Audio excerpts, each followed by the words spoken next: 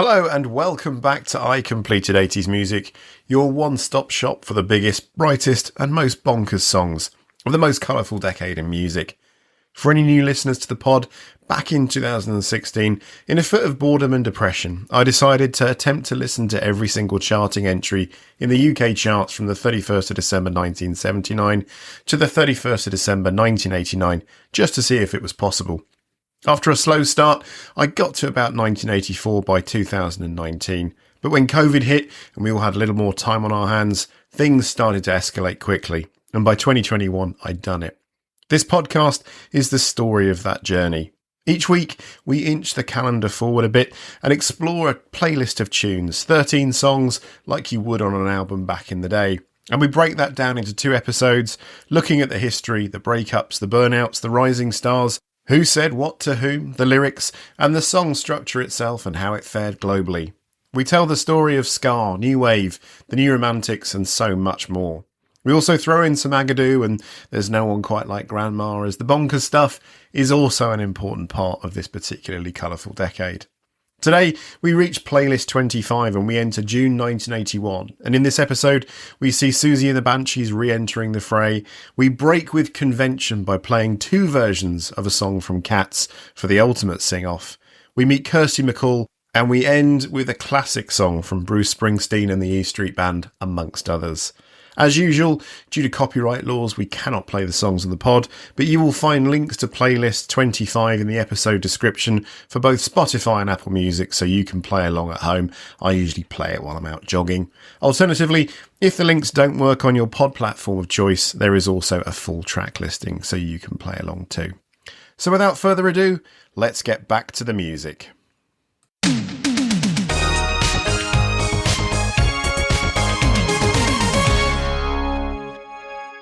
First up today, one of my favourite Siouxsie and the Banshees tracks. In the dim smoky haze of 1981 London, the Banshees stood poised on the edge of something sharp and new, ready to carve their name deeper into the post-punk firmament. We last caught them with Israel, that brooding 1980 single, number 41 on the UK singles chart, where John McGeoch's liquid guitar lines and Budge's insistent percussion hinted at a band stretching beyond their raw origins. Now, with Spellbound, the lead single from their 4th album, Juju, released on May the 30th, 1981, they were conjuring, if you'll pardon the pun. This was the moment Siouxsie Sue and her piercing gaze and jet black hair led her band into a sound that was taut, vivid, polished and darkly magnetic. A 3-minute spell that would echo through the decades. This is track 1, playlist 25.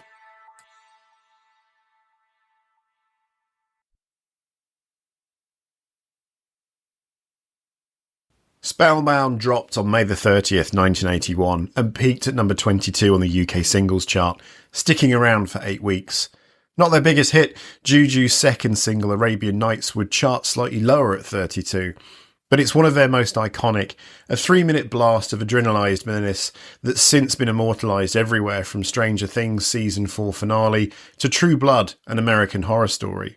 The song's got this propulsive, almost cinematic quality, like a black and white Hitchcock thriller unspooling into your headphones. Speaking of Hitchcock, the title may suggest a nod to his 1945 film about an amnesiac accused of murder, a fitting muse for Siouxsie's cryptic, unsettling lyrics. Let's talk about those lyrics. Siouxsie sings, "From the cradle bars comes a beckoning voice, it sends you spinning, you have no choice."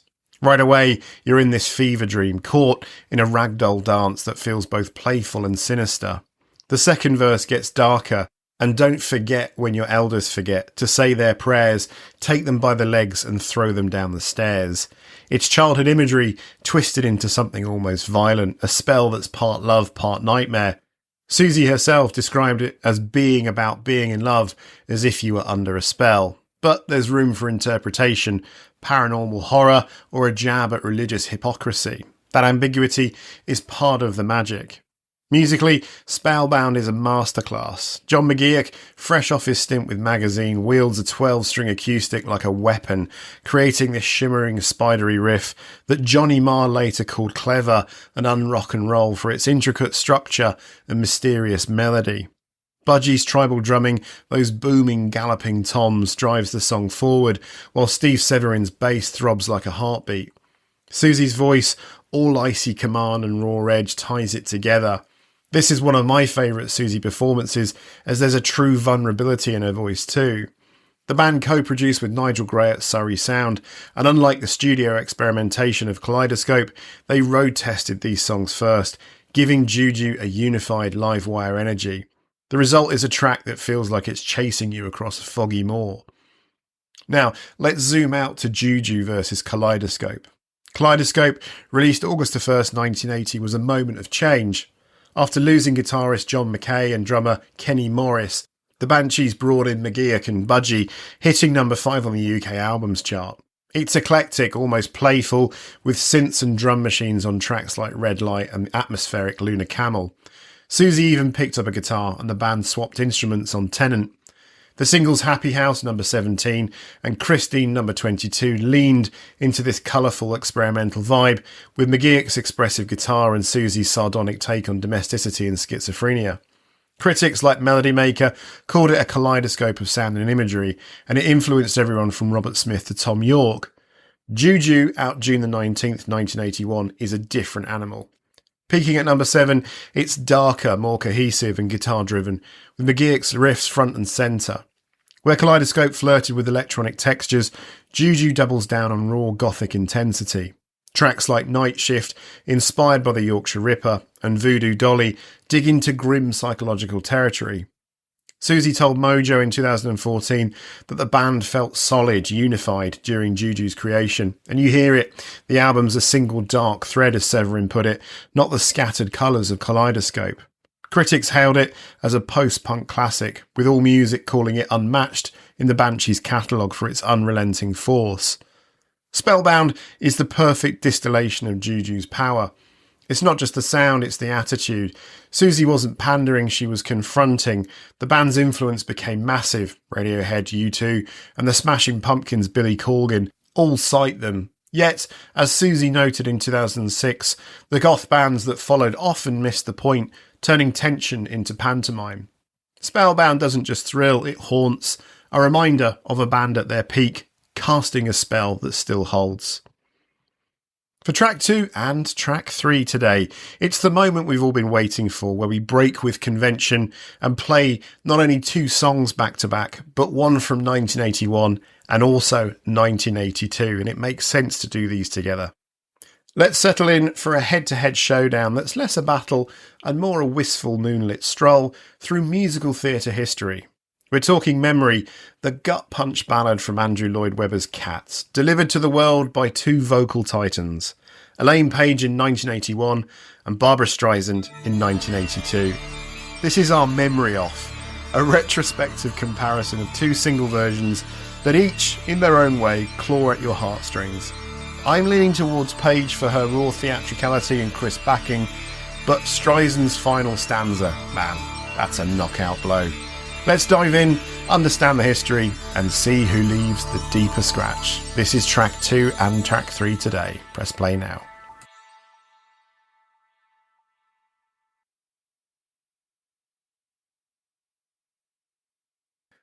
Firstly, give me a moment. No piece of music makes the room as dusty as Memory, especially as an owner of 2 cats that I love dearly. It must firstly be said that if you're an 80s kid and your mum loved musical theatre, she owned, let's say, 2 albums, maybe 3, maybe 4. Maybe she owned Evita, maybe she owned Les Mis, but she definitely owned Cats and later on owned Phantom of the Opera, both on double cassette. Both cassette fronts were mysterious, but definitely Cats with those yellow eyes staring back at you. And it was everywhere. My sister was a ballet kid and she'll not thank me for reminding her of being about 8 years old, prancing about on a church stage, reenacting a scene from Cats. 2 thoughts come to mind from that particular memory. 1, adults are better at musical theatre than kids. And secondly, there was a grown-up troupe of older teenagers there as well.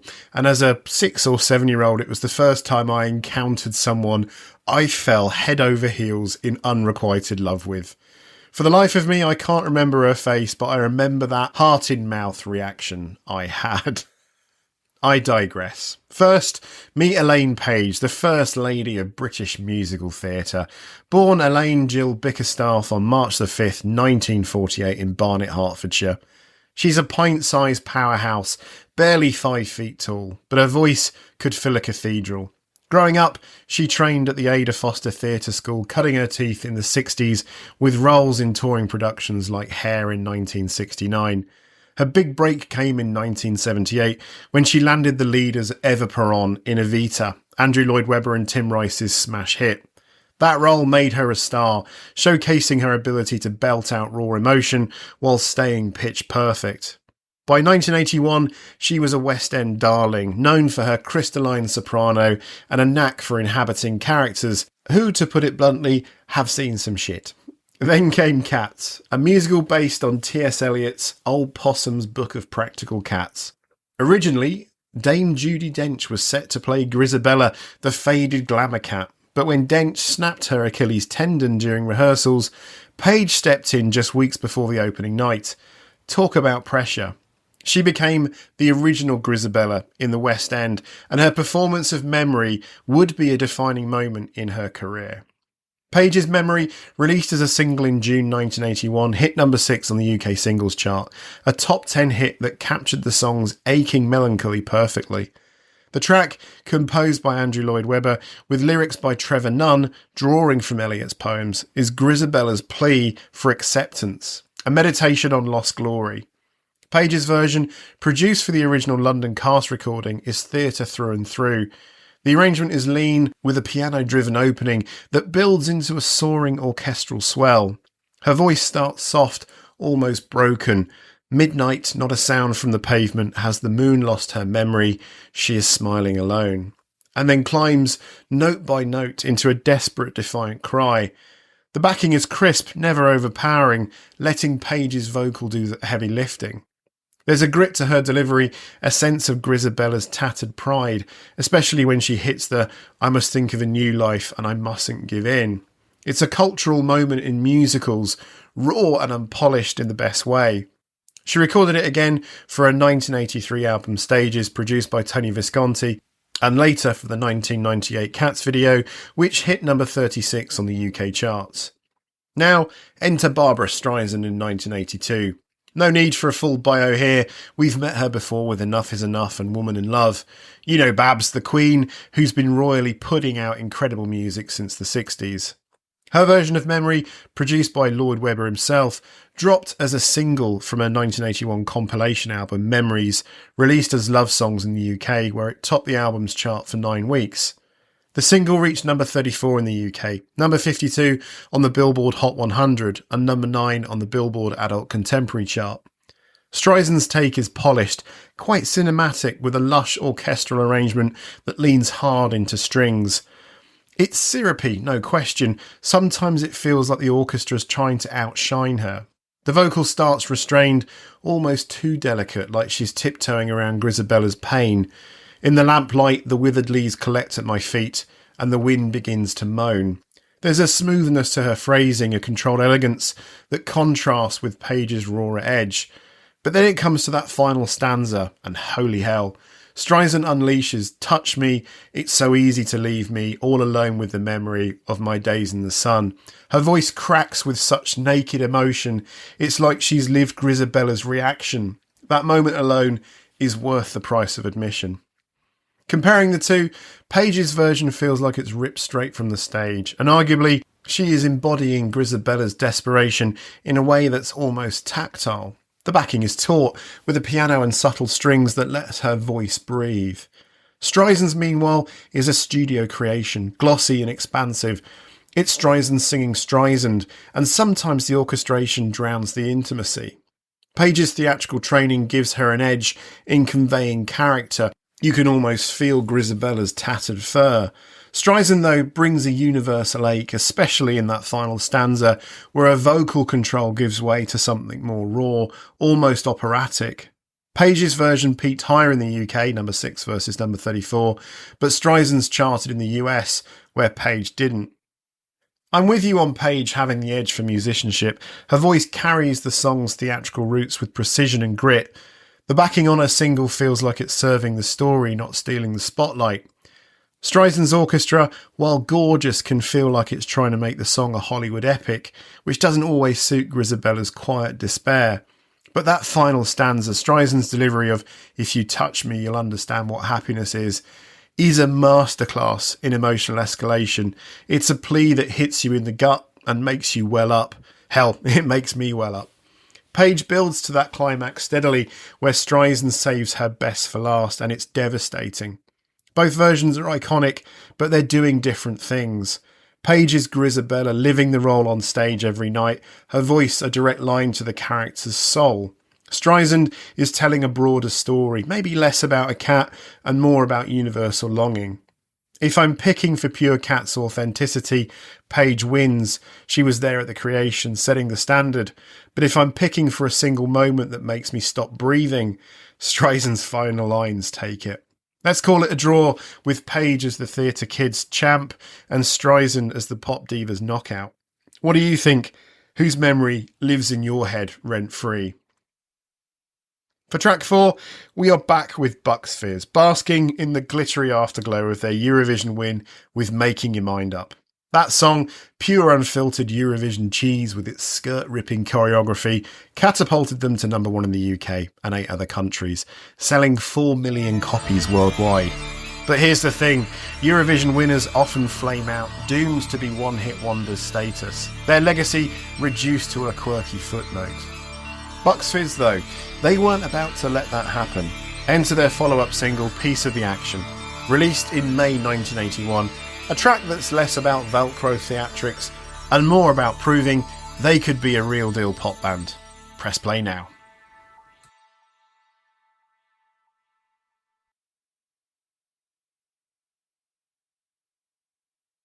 Picture the scene.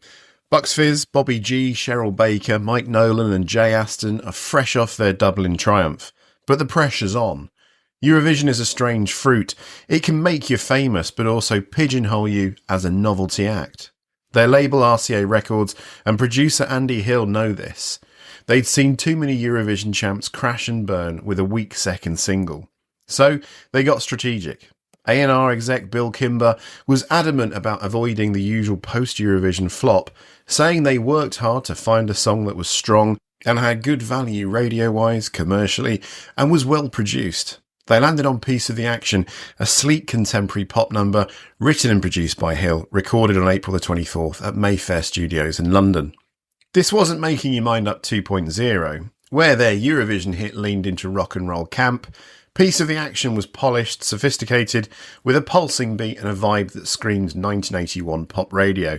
Cheryl Baker herself said it best, our follow-up single was nothing at all like Making Your Mind Up. It was good, strong, contemporary pop.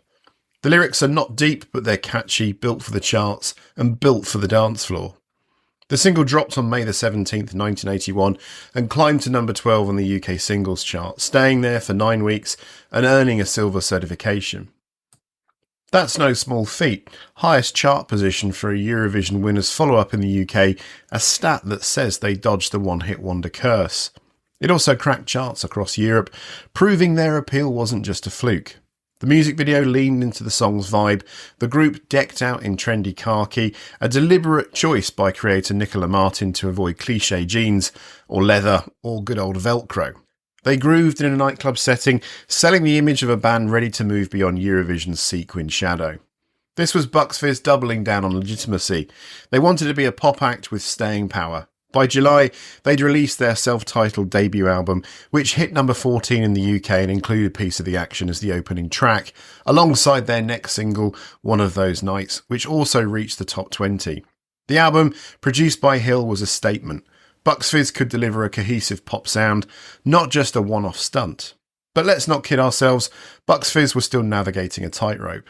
The Eurovision tag clung to them, and while Piece of the Action was a banger, it didn't hit number 1 like their debut. Still, it set the stage for what came next. 2 more UK chart toppers in The Land of Make-Believe and My Camera Never Lies, which we'll hear on this pod. They were building a career, not just cashing in on a contest. By November 1981, they were in Tokyo snagging the Best Song Award at the World Popular Song Festival with Another Night. Piece of the action is the moment Bucksfizz started to shake off their Eurovision albatross. It's not their flashiest hit, but it's the one that said we're here to stay. They took a risk, ditched the camp for something sharper, and it paid off. This was the bridge from Eurovision spectacle to 1980s pop stardom, and they crossed it with style. Alright folks, let's hit the synths and dive back into the Ultravox saga, picking up where we left off with their 1981 juggernaut, Vienna. That album was a game changer, moody, cinematic and propelled by the title track that got robbed of the UK's #1 spot by Joe Dolce's Shut Up Your Face. What a crime. Mid-year, the new frontman had taken the reins from John Fox, and with Billy Currie, Chris Cross and Warren Cann, Ultravox were riding a wave of new wave grunge. Vienna hit number 3 on the UK albums chart, and by mid-1981 they were ready to close out that era with their 4th single from the album, All Stood Still. This track is a dark, pulsing snapshot of a band leaning into their synth-pop powers while staring down a world on the brink. This is track 5, Playlist 25. Released on May the 29th, 1981, through Chrysalis Records, All Stood Still dropped as the final single from Vienna, following the massive success of its title track. This wasn't the band's first rodeo. Vienna had already spawned Sleepwalk, which reached number 29, and Passing Strangers, number 57. But All Stood Still had momentum. It cracked the UK top 10, peaking at number 8 on June the 6th, 1981, giving Ultravox their second top 10 hit from the album. That's no small feat for a band that, just a few years earlier, was scraping by with punky art rock vibes under Fox. The single's cover art, featuring the Hellenistic statue of the Three Graces from the Museum of Side in Turkey, screamed high-concept elegance, matching the band's evolving aesthetic. Musically, All Stood Still is a lean, mean machine, clocking in at 3 minutes and 42 on the 7-inch single. It's got that classic Ultravox blend, Curry's soaring synths, Year's earnest vocals, and Cann's drum machine laying down a relentless beat. The track was produced by Connie Plank, the German wizard who'd shaped Vienna and their earlier systems of romance. Lyrically, it's a dystopian fever dream, painting a world where technology fails and society freezes. Warren Cann, who co-wrote the lyrics with Ure, Curry and Cross, channels a kind of Cold War paranoia. The lights went out, the last fuse blew, the clocks all stopped, it can't be true, the program's wrong, what can we do, the printout's blocked, it relied on you. It's not hard to hear the anxiety of 1981 in those words, a world staring down nuclear fears, tech overload, and the dawn of the digital age. The bridge doubles down, the turbine cracked up, the buildings froze up, the system choked up, what can we do? This isn't your typical pop fare, it's a sci-fi nightmare set to a danceable beat. The chorus, with its repetitive "we stood still, we all stood still," feels like a collective gasp, humanity paralysed as the machine grinds to a halt. The single's B-side, Keep Talking, and another instrumental were raw rehearsal recordings giving fans a glimpse into the band's process. The 12-inch version tweaked the mix slightly, stretching the vibe for the club crowd. Clear vinyl pressings and blue die-cut sleeves added to the collectible allure. Ultravox were masters of presentation, and this single was no exception. What makes All Stood Still stand out is how it balances Vienna's lush drama with something grittier. Where Vienna was a sweeping ballad, this track is paranoid, almost claustrophobic. It's Ultravox flexing their ability to pivot from grandeur to grit while keeping their synth-pop crown. The success of Vienna, the album went gold in the UK, selling over 100,000 copies, gave them the confidence to push boundaries. By 1981, they were part of the new wave vanguard, alongside acts like Depeche Mode, who we meet next week, and the Human League, but with a darker, artier edge. The song's performance rode the wave of Vienna's re-entry into the UK's albums chart at number 3, proving the album's staying power. Midyear's leadership was paying off, but the band's chemistry, Curry's virtuosic keys, Cross's steady bass, and Cann's rhythm backbone was the real energy. What came next? Their 1982 album Quartet, produced by George Martin, would lean harder into pop accessibility with hits like Hymn and Reap the Wild Wind. But in 1981, All Stood Still was Ultravox blending synth rhythm futurism with a grimly poetic take on a world teetering on collapse. Alright, let's dive into the greasy, glittering fryer of 1981, where Kirsty McCall, a sharp-witted Londoner with a voice like a pint of stout, smooth, dark, and a little bit bitter, drops her debut single. There's a guy works down the chip shop, swears he's Elvis. This is a cheeky country rockabilly jab at infidelity, wrapped in a melody so catchy it sticks to your ribs like batter on cod. We're talking about both versions of the single, the original UK cut and the US truck stop variant, because each tells a different story about Kirsty's early career and the transatlantic hustle to make her a star. This is track 6 today.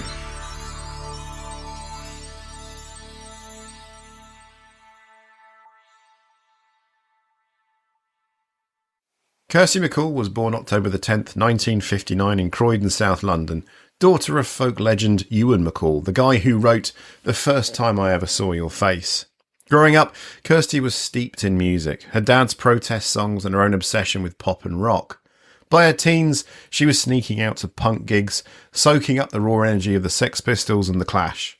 She started writing songs early, her wit as sharp as a razor's edge, and by 1978 at 19 she was signed to Stiff Records, the indie label home to Elvis Costello and Ian Dury. Her first single, They Don't Know, dropped in 1979, a perfect pop gem later made famous by Tracy Ullman, but it flopped commercially due to a distribution snafu.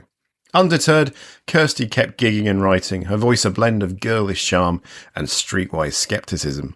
By 1981, she jumped to Polydor and was ready to unleash her debut album, Desperate Character, with There's a Guy Works Down the Chip Shop, Swears He's Elvis, as its lead single. Released in May 1981, the UK version of the single is a rollicking, tongue-in-cheek banger, co-written by Kirsty and Philip Rambo, a pub rock veteran. Produced by Barry Farmer, it's got this infectious rockabilly swing. Think Buddy Holly meets the Pogues at a North London chippy. The song peaked at number 14 on the UK singles chart, doing business for 9 weeks. A solid debut for a 21-year-old cutting her teeth in the post-punk era. It also hit number 9 in Ireland, proving Kirsty's knack for blending humour with heartache connecting across the Irish Sea. The lyrics are a masterclass in storytelling economy. Oh darling, why'd you talk so fast? Another evening just flew past tonight, and now the daybreak's coming in, and I can't win, and it ain't right. You tell me all you've done and seen, all the places you've been without me. Well, I don't really want to know, but I'll stay quiet and then I'll go, and you won't have no cause to think about me. There's a guy works down the chip shop, swears he's Elvis, just like you swore to me that you'd be true. There's a guy works down the chip shop, swears he's Elvis, but he's a liar and I'm not sure about you. The song's, if you hadn't guessed, about a woman clocking her man's lies, comparing this empty promise to some delusional friar jockey claiming to be the king. It's funny, it's sad, it's got that deadpan delivery Kirsty was known for, half wry smile, half wounded. The single's UK B-side, Hard to Believe, keeps the vibe scrappy, but it's the A-side that's the star, with its jangly guitars and honky-tonk piano. Simon Ludgate from the record Mirror called it a catchy little number and a tale of betrayal, which nails it. Kirsty's smirking through the pain. Now let's cross the Atlantic for the US version. There's a guy works down the truck stop, swears he's Elvis, also released in May 1981. Polydor, perhaps figuring Americans wouldn't get the chip shop reference, fish and chips not being as big a thing in the USA, swapped it for truck stop. This version, aimed at DJs, never got a commercial release fully, which is a shame because it's got this twangy country fried charm, leaning harder into the Desperate Character album's slower, Nashville-inspired take. The fast version of the truck stop cut, unreleased until the 2023 See That Girl collection, keeps the original's pep but swaps the chip shop for a diner vibe. It's less punky, more Dolly Parton, with Kirsty's voice gliding over pedal steel. The lyrics stay mostly the same, but the cultural shift, chip shop to truck stop, feels like a record exec's clumsy attempt to Americanise her. Kirsty's stateside breakthrough would have to wait. Both versions showcase Kirsty's gift, taking a quirky premise and grounding it in real emotion. The UK single's raw pub rock energy fits her London roots, while the US cut tries to dress her up for the grand old Opry. Neither version feels like a compromise though, Kirsty's too stubborn for that. Her backing band, including Lou Edmonds, brought the right amount of chaos, especially on top of the Pops performances, where Kirsty's sideways glances to the camera scream, "Can you believe this guy?" The song's been covered endlessly.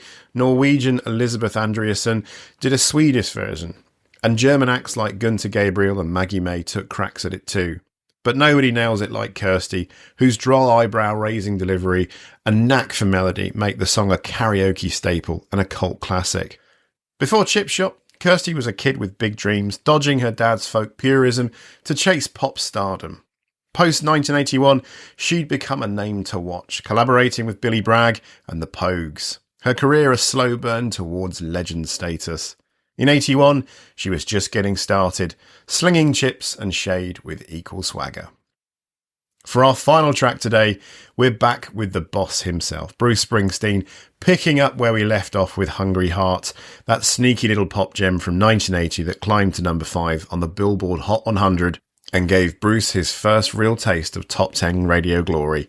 But now we're diving into the title track from The River, his sprawling double album, a song that's less about chasing radio and more about staring into the void of working class life.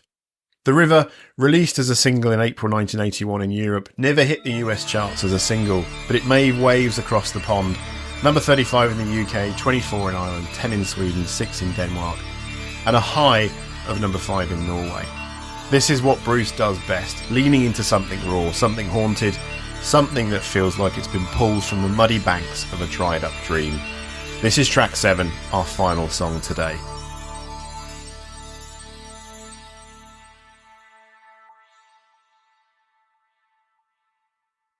Picture this, it's 1979 and Bruce and the E Street Band are holed up at the power station in New York City, grinding through 18 months of sessions for the River album.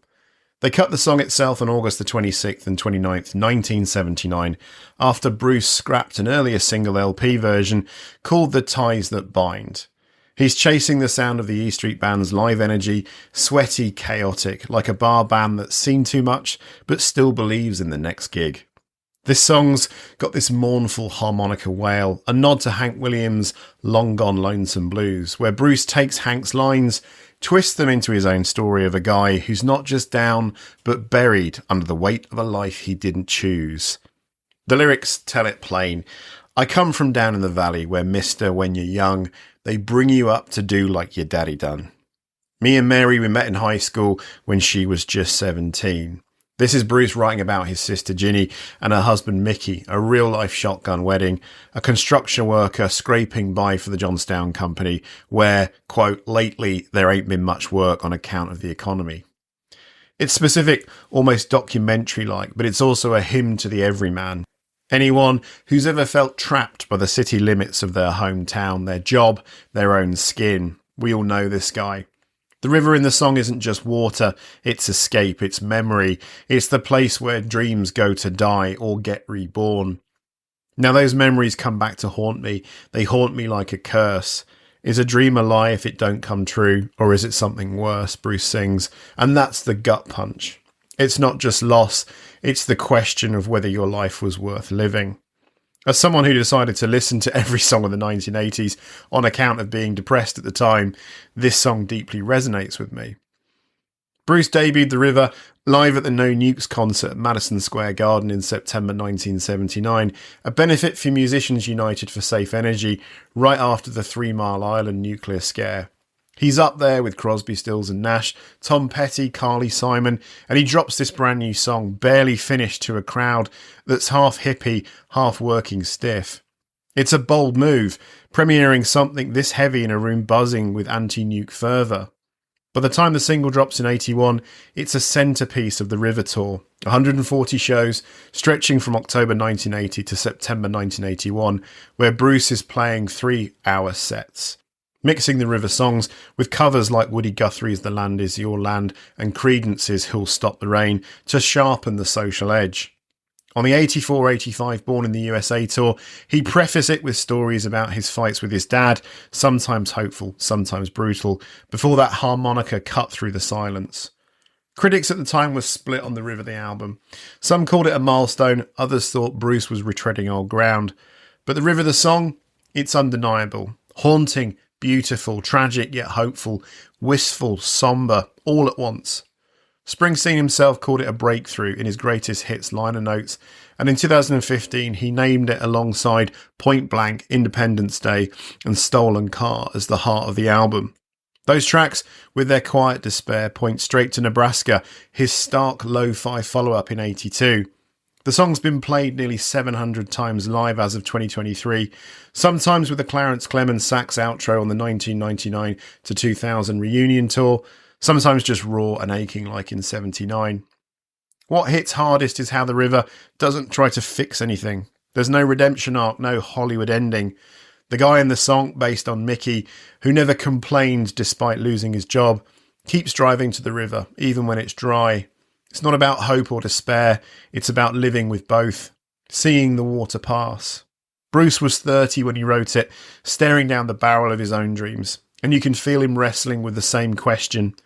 Is a dream a lie if it don't come true, or is it something worse? That's not a lyric you shake off, it's a mirror. Bruce will go on to write some incredible songs which we'll hear later on this pod, but the River will always have a strong place in my heart.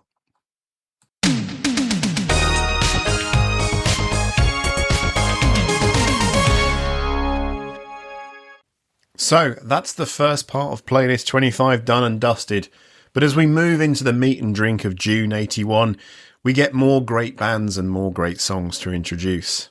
Join us next week as in one show alone we meet Kid Creole and the Coconuts, the eternally brilliant Depeche Mode, Grace Jones and Tom Tom Club. It's like every week now another group of icons show up. As always, if you can leave us a review or rating on your podcast platform of choice, it all helps please. But until next time, have a wonderful week. Take care.